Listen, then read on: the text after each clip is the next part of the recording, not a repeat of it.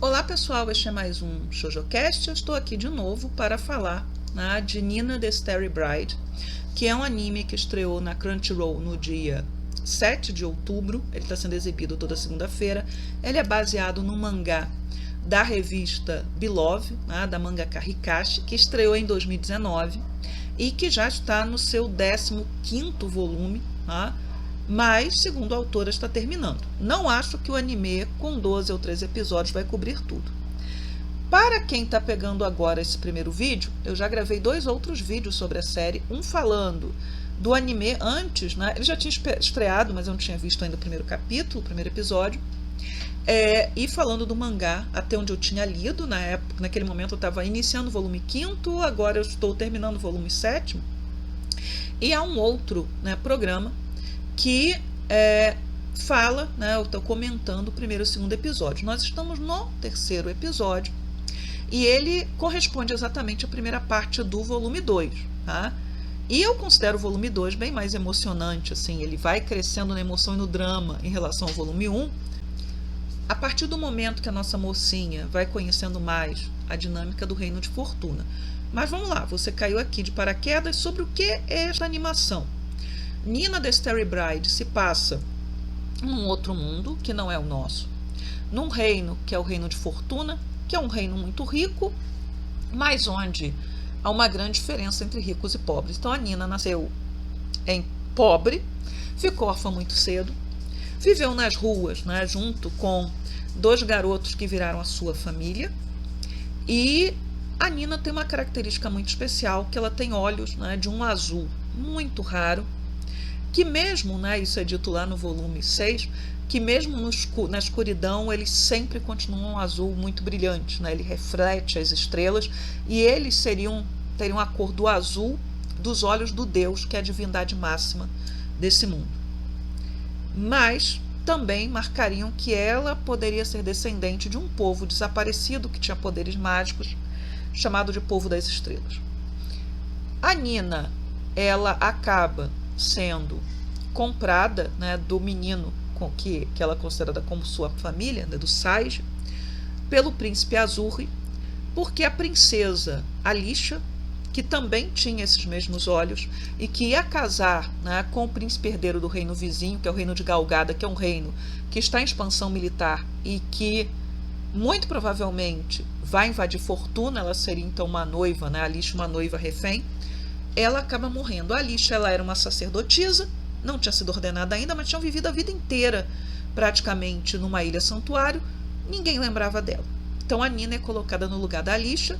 Nesse primeiro volume, ela começa a entender que ela pode ser útil, porque ela tinha essa questão, que ninguém sentiria a falta dela, que ninguém a veria como útil, e que agora ela tem uma função, e a função é ajudar o Azuri, com quem ela não se dava bem no início, até por conta, ele a comprou, ela levou a força para o palácio, ele queria que ela aprendesse a ser uma princesa, e participasse de um plano que seria para enganar o reino vizinho, mas ele a liberta no final do volume 1, do episódio 2, que é um capítulo que eu gosto muito, que é muito emocionante e que ficou muito bonitinho no anime. E nesse episódio 3 ela descobre que alguém está tentando matar o príncipe Azuri, e ela vai recorrer à única pessoa que, segundo o próprio príncipe lhe diz, a única pessoa que poderia talvez proteger a vida dele, que é o rei aposentado, que é o bisavô do Azuri, da Alicia e do Murulum, que é o príncipe herdeiro, que é uma criança. Então a Nina, ela conhece esse rei, ela foge, ela aprende a andar a cavalo, o Azuri a ensina a andar a cavalo, e aí ele até fala que ela se sai muito bem em coisas que ela não precisa usar a cabeça, E ela vai falar com o rei aposentado exatamente porque ela não concorda com o fato do Azuri acreditar que o destino dele está escrito e que, se ele tiver que se sacrificar pelo reino, ele vai se sacrificar. Se ele tiver que morrer, ele vai morrer.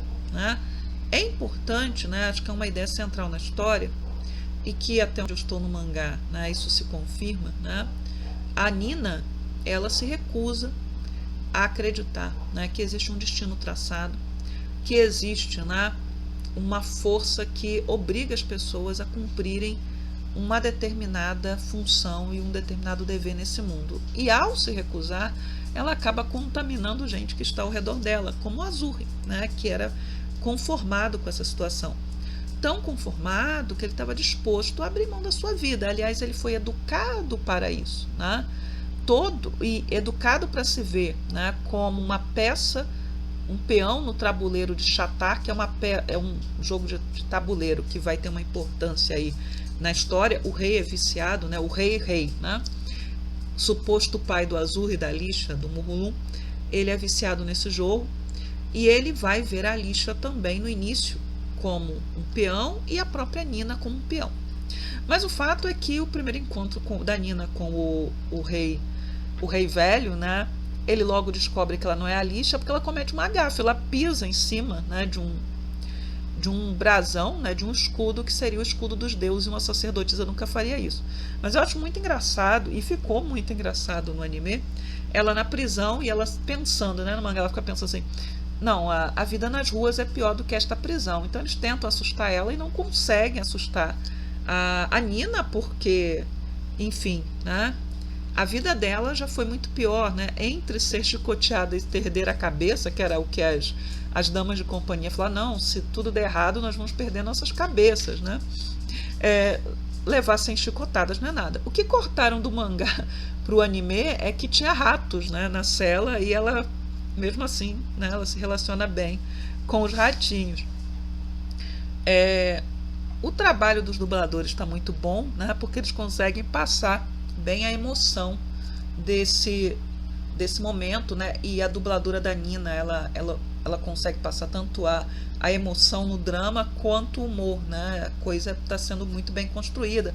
Há uns recursos visuais em que aparecem molduras em cenas específicas, principalmente cenas de humor.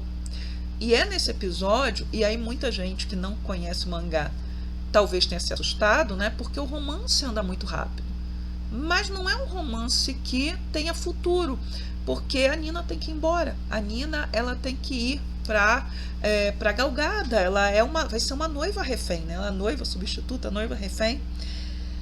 E o Azuri, ele conta para ela um grande segredo, né? Esse segredo é que ele também foi trocado. Só que, vejam bem, o segredo não está completo, porque nem ele sabe o segredo completo.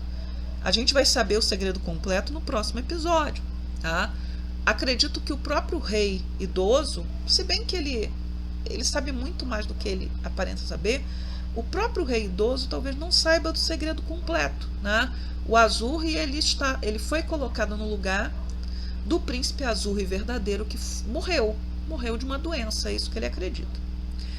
E ele não lembra nem do seu próprio nome, eu até comentei isso, né?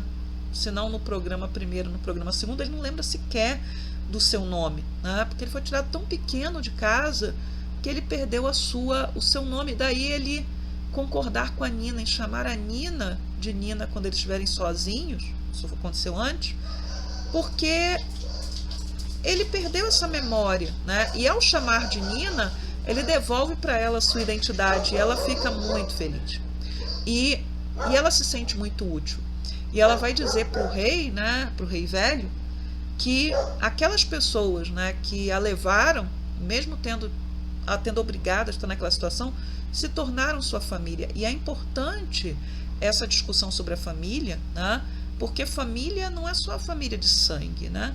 Família é também quem você elege amar, quem você elege respeitar, né? Quem você se sente bem junto, né?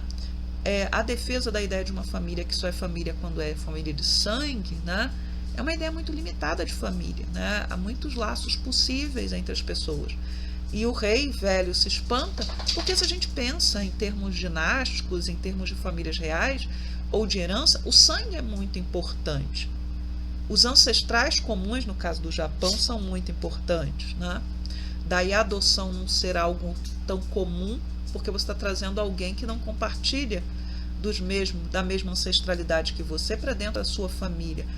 mas o discurso do mangá, né, que está num reino que não é Japão, né, que é Fortuna, traz essas ideias, né, de que família são laços que a gente cria ao longo da vida, e a Nina sente com esses laços. E aí, voltando à questão do romance, né, que no mangá, né, o Azuri beija a Nina e ele, né, na mente dele, né, pela primeira vez eu desejo alguma coisa, e ele promete que vai evitar o casamento, vai atrasar esse casamento.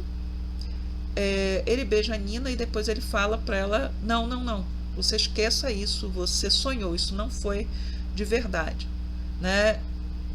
Eu espero que nos próximos episódios a qualidade do anime continue a mesma, seguindo muito de próximo ao mangá, porque é um mangá que está me dando muito gosto de ler, né? Ele é muito emocionante.